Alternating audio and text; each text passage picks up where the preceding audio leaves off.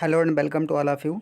आज हम लोग NCERT book class 8th science के चैप्टर 6 का जो एक्सरसाइज है उसको देखने वाले हैं। इसका जो रीडिंग है बुक हमने कंप्लीट कर लिया है। तो इसके एक्सरसाइज के क्वेश्चंस को इसको हम एक्सप्लेन करेंगे। इसके बाद इसके सॉल्यूशंस आप दे दिए जाएंगे, उससे आप इसको लिख लीजिएगा। तो यहाँ पे देखिए, सबसे पहला क्वेश्चन नंबर 1 आपको दिया है, list conditions under which combustion can take place. तो ऐसे कंडीशंस को आप लिस्ट करिए, आप लिखिए जिनमें कोई कंबशन हो सकता है। तो कंबशन के लिए 3 चीज़ें रिक्वायर्ड होती हैं। सबसे पहला होता है कंबस्टिबल सब्सटेंस होता है। तो इसमें आप लिखिएगा आंसर करके, यहाँ पे पॉइंट 1 लिखिएगा कंबस्टिबल सब्सटेंस, और दूसरा लिखना है टेम्परेचर, जो आपका इग्निशन टेम्परेचर होता है, इग्निशन टेम्परेचर की ज़रूरत होती है। और जो तीसरा पॉइंट यहाँ पे लिखना है आपको, वो लिखना है आपको एयर, क्योंकि एयर में ऑक्सीजन होता है। तो ये 3 चीज़ें किसी भी चीज़ के जलने के लिए ज़रूरी होती हैं। सबसे पहला आपका होना चाहिए कंबस्टिबल सब्सटेंस होना चाहिए, इसके बाद ignition temperature, temperature to reach ignition temperature, इतना टेम्परेचर होना चाहिए जिससे इग्निशन टेम्परेचर को रीच किया जा सके। इसके बाद में एयर चाहिए, एयर, चूँकि एयर में ऑक्सीजन होता है और ऑक्सीजन से रिएक्ट करके ही कोई चीज़ जलता है। तो ये 3 जो है कंडीशंस होते हैं, इसको आप यहाँ पे लिख दीजिएगा। अब देखिए क्वेश्चन नंबर आपका जो दिए टू दिया गया है, इसमें दिया गया है फिल इन द ब्लैंक्स। तो इसको ब्लैंक को आप फिल करना है। यहाँ देखिए, burning of wood and coal causes pollution of air. तो जो यहाँ पे देखिए वुड एंड कोल अगर जल रहे होते हैं तो यहाँ पे क्या होता है, पॉल्यूशन होता है। तो यहाँ पे आपको बीच में क्या लिख देना है, पॉल्यूशन लिख देना है, क्योंकि जब भी लकड़ी या कोयला जलते हैं तो एटमॉस्फेरिक जो पॉल्यूशन होता है, एयर पॉल्यूशन होता है। तो इसको आप यहाँ पे नोटिस करेंगे। पॉइंट नंबर बी दिया है liquid fuel used in Holmes. तो घरों में यूज होने वाले लिक्विड फ्यूल आपका क्या होता है, एलपीजी होता है। तो इसको आप यहाँ पे एलपीजी लिखिएगा, क्योंकि यहाँ ये फिलअप करना है। एलपीजी लिक्विड पेट्रोलियम गैस घर में यूज होता है, तो इसको यहाँ पे आपको लिख देना है। अगला यहाँ पे देखिए क्वेश्चन नंबर सी दिया है, fuel must be heated to its ignition temperature. जो फ्यूल होता है, fuel must be heated to its ignition temperature. यहाँ पे आप क्या लिखेंगे, इग्निशन, और यहाँ पे लिखेंगे टेम्परेचर, इग्निशन टेम्परेचर। तो फ्यूल को यहाँ पे इग्निशन टेम्परेचर तक आपको क्या करना है, हीट करना होगा बिफोर इट स्टार्ट्स बर्निंग। तो इग्निशन टेम्परेचर तक जब तक इसको नहीं गर्म करेंगे तब तक ये जलना शुरू नहीं होगा। तो यहाँ पे आपको क्या लिखना होगा, ignition, ignition temperature, ignition temperature, इसमें इग्निशन और इसमें टेम्परेचर आप फिलअप कर देंगे। इसके बाद देखिए पॉइंट नंबर डी में दिया है, fire produced by oil can not be controlled by water. जो ऑयल के द्वारा फायर प्रोड्यूस होता है, इसको हम वाटर से कंट्रोल नहीं कर पाते हैं। क्यों? क्योंकि जो वाटर है ये भारी होता है एज कम्पेयर टू ऑयल। तो जब इसके ऊपर पानी डाला जाता है तो पानी नीचे चला जाता है और ये बुझाने में काम नहीं करता है, बल्कि जो उसका सरफेस है ऑयल का और ज़्यादा बढ़ा देता है, तो आग को एक तरीके से बढ़ाने में काम करता है। तो आगे यहाँ पे देखिए, इसको यहाँ पे क्वेश्चन नंबर 3 आपका दिया है, explain how the use of CNG in automobiles has reduced pollution in our cities.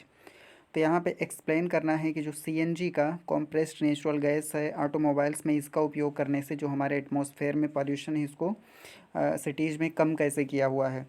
तो यहाँ पे हम जानते हैं कि CNG is a cleaning fuel, it produces very less harmful gases, that is why it is useful to reduce pollution in cities. तो ये सबसे पहली बात कि ये क्लीन फ्यूल होता है। जो सीएनजी है इसको जलाने से एटमॉस्फेयर में उतना ज़्यादा पॉल्यूशन नहीं होता है, और जब सीएनजी का यूज हम करते हैं तो इससे जो निकलने वाले गैसेज होती हैं बहुत कम हार्मफुल गैसेज इससे निकलती हैं, और इस कारण से यहाँ पे पॉल्यूशन नहीं होता है। आगे यहाँ देखिए पॉइंट नंबर आपको 4 दिया है, compare LPG and use wood as fuel. तो एलपीजी और लकड़ी जो आपका है वुड है, इसको आपको फ्यूल के रूप में इसको आप कंपेयर करेंगे। तो इसको कंपेयर करने का मतलब क्या होता है, जो LPG has a higher calorific value, LPG में कैलोरीफिक वैल्यू हाई होता है, when wood has very less calorific value. LPG burns easily, wood do not burn easily. जो एलपीजी होता है आसानी से बर्न करता है, ये इजली बर्न नहीं करता है। तो ये सारे फ़ायदे होते हैं। LPG produces less polluting gases as compare to wood. जो लकड़ी होता है वो ज़्यादा पॉल्यूटिंग गैसेज को प्रोड्यूस करता है, लेकिन एलपीजी इसके कंपैरिजन में कम गैसेज को प्रोड्यूस करता है। तो ये सारे इसके फ़ायदे होते हैं। LPG can be stored in cylinders. तो एलपीजी को हम सिलेंडर में स्टोर कर सकते हैं, लेकिन लकड़ी को एक बड़ी मात्रा में हमको इकट्ठा करना पड़ेगा। तो ये सारे इसके फ़ायदे हैं, इसको आप यहाँ पे नोट कर लीजिएगा। देखिए पॉइंट नंबर 5 दिया है गिव रीजन्स, तो आपको रीजन देना है।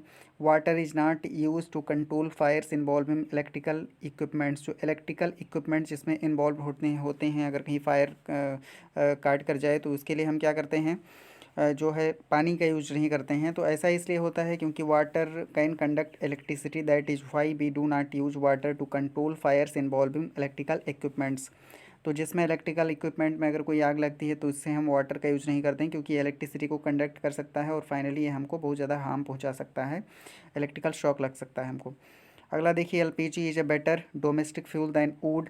LPG is a better domestic fuel than wood because LPG has a higher calorific value. It burns easily, while wood do not have higher calorific value and it does not burn easily, ये आसानी से नहीं चलता है। तो ये इसके फ़ायदे हो गए।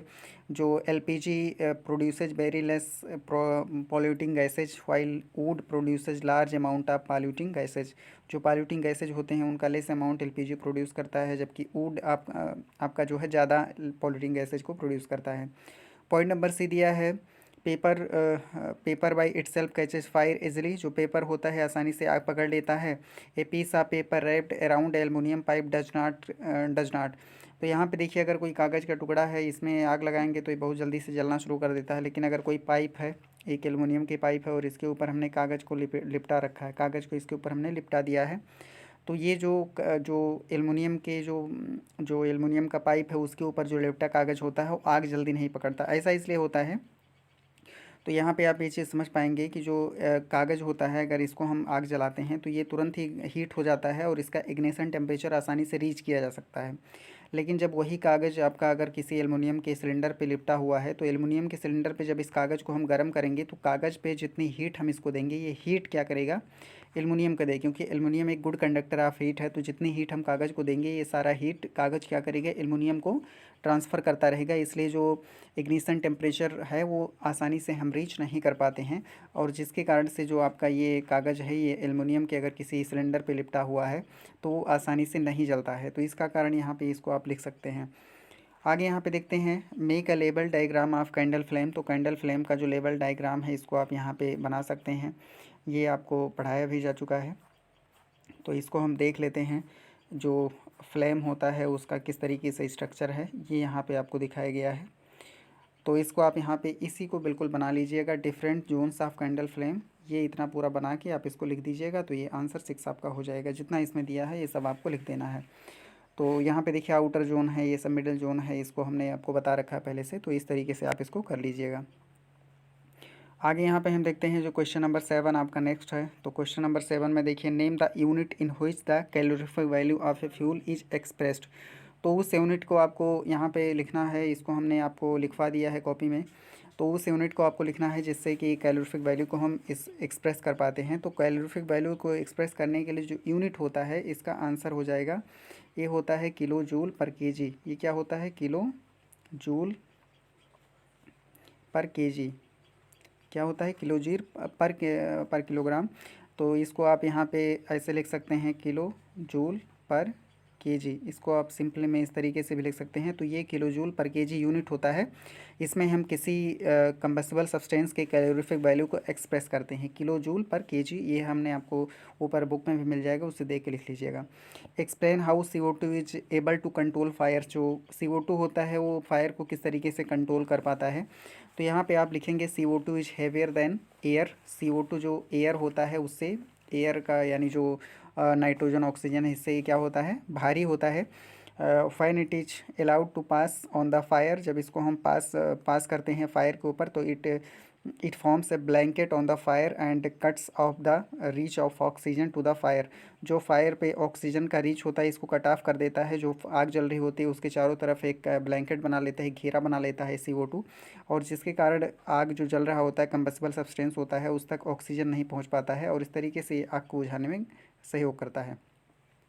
आगे पॉइंट नंबर 9 आपको दिया है, question number 9, it is difficult to burn heap of green leaves but dry leaves catch fire easily explain. तो यहाँ पे आपसे बताया गया है कि जो हरी पत्तियाँ होती हैं उनको जलाना आसान नहीं होता है, लेकिन जो सूखी पत्तियाँ होती हैं वो आसानी से क्या होती हैं, जल जाती हैं। तो इसका कारण ये होता है, जो green leaves contain a lot of water in it. जो ग्रीन लीफ होती हैं इसके अंदर बहुत ज़्यादा पानी कंटेन करती हैं। When we give heat to green leaves, the ignition temperature is not reached easily, and the heat is released in the form of water vapor. तो जो जितना भी हीट हम देते हैं इसको ये वाटर वेपर के फॉर्म में रिलीज करता रहता है, और इस तरीके से इग्निशन टेम्परेचर इसका नहीं रीच किया जा सकता है। File in the case of dry leaves the ignition temperature is reached easily and that is why it Burns easily. क्योंकि इस केस में जो सूखी पत्तियां होती हैं उनमें इग्निशन टेम्परेचर आसानी से हम रीच कर सकते हैं, लेकिन हरी पत्तियों के केस में इग्निशन टेम्परेचर को हम आसानी से रीच नहीं कर पाते हैं, क्योंकि जितना हम हीट देते हैं वो सारा हीट वाटर वेपर के फॉर्म में हीट को, जो वाटर वेपर निकलता है पत्तियों से, वो हीट को लेकर के उड़ जाया करता है, और इस तरीके से इसका इग्निशन टेम्परेचर आसानी से नहीं रीच करता है। लेकिन जो सूखी पत्तियाँ होती हैं, ड्राई लीव्स होती हैं, उनका इग्निशन टेम्परेचर आसानी से रीच कर जाता है, और इस कारण से ये जो है जल्दी जलने लगती हैं। आगे यहाँ पे देखिए क्वेश्चन नंबर 10 दिया है, which zone of flame does goldsmith use for melting gold and silver and why.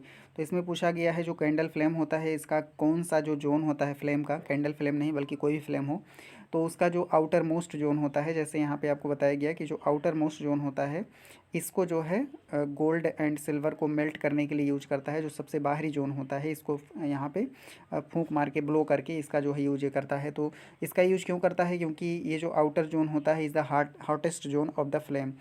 तो इसमें आप लिख देंगे gold Smith use the outer most zone of flame because the outer most zone of flame is hottest. क्योंकि जो outer most zone होता है वो सबसे गर्म होता है, इसलिए इसका यूज करता है, और ये यहाँ पे इसका आंसर हो जाएगा। पॉइंट नंबर 11 आपको दिया गया है, in an experiment 4.5 kg of fuel was completely burned. Fuel कितना जलाया गया, 4.5 kg fuel was completely burned. The heat produced was measure to be 1,80,000 kilo joule. Calculate the calorific value of the fuel. तो fuel का जो calorific value होता है, तो हम जानते हैं calorific value is equal to क्या होता है, कैलोरीफिक वैल्यू जो होता है heat produce, calorific value equal to आता है हीट प्रोड्यूस, और यहाँ पे होता है divided by fuel in KG. यहाँ पे देखिए फ्यूल बर्नड, तो जितना फ्यूल आपने बर्न किया उसको आप यहाँ नीचे लिखिएगा, इसको आप यहाँ पे हम इसको लिख दें जैसे कैलोरीफिक वैल्यू, इसको आप कैलोरीफिक वैल्यू पूरा लिखिएगा। यहाँ पे देखिए हीट प्रोड्यूस्ड आपको पूरा लिखना है, यहाँ पे देखिए फ्यूल बर्नड, जो फ्यूल कितना जलाया गया उसको लिखना है, इक्वल्स टू क्या हो जाएगा कैलोरीफिक वैल्यू यहाँ पे आपको निकालना। तो हीट प्रोड्यूस्ड कितना है 1,80,000 किलो जूल, कितना है 1,80,000 किलो जूल। और उसके बाद में नीचे आपको क्या लिखना है, यहाँ पे आपको लिखना है 4.5 kg। फ्यूल कितना जलाया गया 4.5 kg। जब आप इसको सॉल्व करेंगे तब आपको यहाँ पे इसका कैलोरीफिक वैल्यू मिल जाएगा। तो यहाँ पे जब आप सॉल्व करेंगे तो ये मिलेगा आपका 40,000, कितना मिलेगा 40,000 किलो जूल पर केजी, 40,000 किलो जूल पर केजी, ये इस तरीके से आपको मिलेगा। तो यहाँ पे आपको इसको सॉल्व करना है। यहाँ पे लिखा गया है क्वेश्चन नंबर 11 दिया है, in an experiment 4.5 kg of fuel was completely burned, the heat produced is measure to be 1,80,000 kilo joule, calculate the calorific value of the fuel. तो कैलोरीफिक वैल्यू का फार्मूला होता है जो आपको लिखवाया जा चुका है, calorific value equals to heat produced divided by fuel burned. तो यहाँ पे आप हीट प्रोड्यूस्ड लिखेंगे और नीचे आप यहाँ पे डिवाइडेड बाई करेंगे फ्यूल बर्नड, जितना फ्यूल आपको यहाँ जलाया गया है, उसके बाद इक्वल्स टू हो जाएगा, क्योंकि कितना कैलोरी निकला हुआ है यहाँ देखिए 180,000 यानी 1,80,000 जो आपका किलो जूल एनर्जी निकला है, और कितना फ्यूल हमने 4.5 kg फ्यूल को जलाया हुआ है। तो जब इसको हम सॉल्व करेंगे तो यहाँ पे 40,000 किलो जूल पर केजी, यानी 1 किलोग्राम में कितना मिल रहा है 40,000 किलो जूल एनर्जी हमको मिल रही है। तो ये इस तरीके से इसका सॉल्यूशन यहाँ पे हो जाएगा, आंसर आपका 40,000 किलो जूल पर केजी आएगा। इस तरीके से ये आपका भी सॉल्यूशन यहाँ पे हो जाएगा। अगला देखिए इसमें दिया गया है, can the process of rusting B called combustion discuss. तो यहाँ पे देखिए जैसे हम जानते हैं कि जो कंबशन होता है उसमें हमेशा फ्लेम नहीं होता है, जैसे कोयला जलता है तो उसमें फ्लेम नहीं होता है, लेकिन जब कोई कैंडल जलता है तो उसमें फ्लेम होता है। हम जानते हैं कि ऐसे सब्सटेंसेस जो कि हीट करने पे इवेपोरेट होते हैं उनसे फ्लेम फॉर्म होता है, लेकिन ऐसे सब्सटेंसेस जिनको हम गर्म करते हैं और उसमें से फ्लेम इवेपोरेशन नहीं होता है तो उनसे फ्लेम नहीं निकलता है, हम जानते हैं पहले से। तो यहाँ पे आपसे पूछा गया है कि can the process of rusting called combustion, can be called combustion. तो यहाँ पे हम लिख सकते हैं yes the process of rusting can be called combustion, it is a slow combustion because it needs oxygen and the here iron is as a combustible substance. तो यहाँ पे आयरन एक कंबस्टिबल सब्सटेंस होता है, यार heat is produced in this process, इस process में heat produce होता है, लेकिन ये very slow, this combustion is very slow combustion because it produces very less amount of heat, क्योंकि ये बहुत कम मात्रा में हीट को यहाँ पे प्रोड्यूस कर रहा होता है। आगे देखिए इसमें दिया गया बड़ा सा क्वेश्चन है, तो इसको हम रीड करते हैं। देखिए, Abida and Ramesh be are doing an experiment. Abida और रमेश एक एक्सपेरिमेंट यहाँ पे कर रहे थे। In which water was to be heated in beaker. इसमें वाटर, पानी को एक बीकर में हीट करना था। Abida kept the beaker near the wick of the yellow part. Abida ने क्या किया, जो जो बिक था उसको येलो पार्ट में रखा। Abida kept the beaker near the बिक ऑफ द येलो पार्ट। जो बीकर को, जो येलो पार्ट होता है फ्लेम का, उसमें कैंडल फ्लेम के येलो पार्ट में रखा। Ramesh kept the beaker in the outer most part of the flame. लेकिन रमेश ने जो बीकर था उसको सबसे बाहरी वाले आउटर मोस्ट पार्ट में रखा। Whose water will get heated in the shorter time. तो किसका पानी जो है जल्दी यहाँ पे आपका जो है गर्म होगा। तो यहाँ पे सबसे पहले हम फ्लेम को एक बनाते हैं। ये आपका फ्लेम है, ये कैंडल है। तो इसका जो सबसे आउटर मोस्ट, ये जो बीच वाला होता है ये आपका येलो पार्ट होता है, और सबसे आउटर मोस्ट पार्ट आपका क्या होता है, ये आपका सबसे हीट होता है। तो अगर यहाँ पे रमेश ने सबसे ऊपर वाले पार्ट में अगर इस बीकर को रखा तो वो जल्दी गर्म होगा, लेकिन जिसने इसको येलो वाले पार्ट में रखा बीकर को, तो वो जल्दी गर्म नहीं होगा। तो इसलिए यहाँ पे पूछा गया है किसका जो वाटर जो है जल्दी गर्म हो जाएगा। तो यहाँ पे क्या लिखना है, जो यहाँ पे whose water will get heated in shorter time. तो यहाँ पे आप लिखेंगे Ramesh water will get heated in shorter time, क्योंकि रमेश ने जो बीकर को रखा था ये आउटर मोस्ट पोजीशन, जो आउटर मोस्ट एरिया है फ्लेम का, उसमें रखा हुआ था। और चूँकि आउटर मोस्ट जो एरिया होता है वो ज़्यादा हॉट होता है, इसलिए इसका पानी जल्दी गर्म होगा। तो ये आंसर आपको यहाँ लिख देना है। अब यहाँ पे देखिए कुछ नीचे आपको एक्टिविटीज़ दी गई हैं, इसको आप रीड करिएगा। इसमें बहुत सारी चीज़ें हैं। आप 100 घरों का आपको एक सर्वे करना है, उसमें एलपीजी कितने घरों में यूज होता है, लकड़ी कितने घरों में यूज होता है, ये सब आप यहाँ पे कर सकते हैं। और यहाँ पे सबसे अच्छा एक एग्जांपल जो यहाँ पे दिया गया है, एक एक्सपेरिमेंट यहाँ पे है। तो इसमें क्या करना है, एक छोटी सी आप थाली लीजिएगा। इस थाली में आप क्या करेंगे, सोडा जो होता है बेकिंग सोडा का और पानी का घोल आप इसमें बनाएंगे। और उसके बाद में इसमें आप 2 कैंडल, एक कैंडल छोटी, एक कैंडल आप इसमें बड़ी रखेंगे। और उसके बाद में इस पूरा जो छोटी सी थाली है, कटोरी है, इसको आप किसी एक बड़े बाउल में रख देंगे। किसी बड़े कटोरी के अंदर इसको आप रख देंगे, इस पूरे सेटअप को, पूरे इस जो यहाँ पे दिख रहा है आपको। अब इसके बाद आप क्या करेंगे, जो ये इसमें जो आपका ये छोटा सा कटोरी है, इसमें आपको दिया है बेकिंग सोडा का घोल है। बेकिंग सोडा के घोल में जब थोड़ा सा आप क्या करेंगे, इसमें थोड़ा सा विनेगर डाल देंगे। तो जब आप विनेगर डालेंगे तो विनेगर क्या होता है, विनेगर एक एसिड होता है और बेकिंग सोडा क्या है, एक बेस है। तो एसिड और बेस का जब रिएक्शन होता है तो यहाँ पे कार्बन डाइऑक्साइड गैस प्रोड्यूस होता है। और कार्बन डाइऑक्साइड गैस जैसे जैसे प्रोड्यूस होगा तो यहाँ पे जो ऑक्सीजन होगा, ये ऑक्सीजन धीरे धीरे ऊपर चला जाएगा। ऑक्सीजन क्या होगा, ऊपर चला जाएगा। और जो कटोरा है पूरा किससे, जो आपका कार्बन डाइऑक्साइड है उससे भर जाएगा। ये पूरा कटोरा किससे भर जाएगा, कार्बन डाइऑक्साइड से भर जाएगा। और जैसे जैसे कार्बन डाइऑक्साइड का लेवल बढ़ेगा, जो इसमें से इमर्ज होता है, जो बेकिंग सोडा और विनेगर के रिएक्शन के बाद में यहाँ पे बबल्स निकलते हैं कार्बन डाइऑक्साइड के। तो सबसे पहले आपका जो नीचे वाला कैंडल है ये बुझेगा, इसके बाद ऊपर वाला कैंडल आपका बुझ जाएगा। तो इस तरीके से हमने देखा कि जो आपका जो कार्बन डाइऑक्साइड होता है वो जो फायर एक्सटिंग्विशर के फॉर्म में किस तरीके से यूज होता है, इस बात को यहाँ पे आपको दिखाया गया है। तो ये जो बेकिंग सोडा और विनेगर के रिएक्शन के बाद में कार्बन डाइऑक्साइड प्रोड्यूस होता है, इसको हमने कई सारे पिछले एक्सपेरिमेंट में भी देखे हुए हैं। और इस तरीके से हमारा ये जो टॉपिक है, ये लेसन यहाँ पे एंड होता है। और नेक्स्ट वीडियो में हम अगला चैप्टर स्टार्ट करेंगे, और इस वीडियो को यहाँ पे एंड करते हैं। Thanks for watching.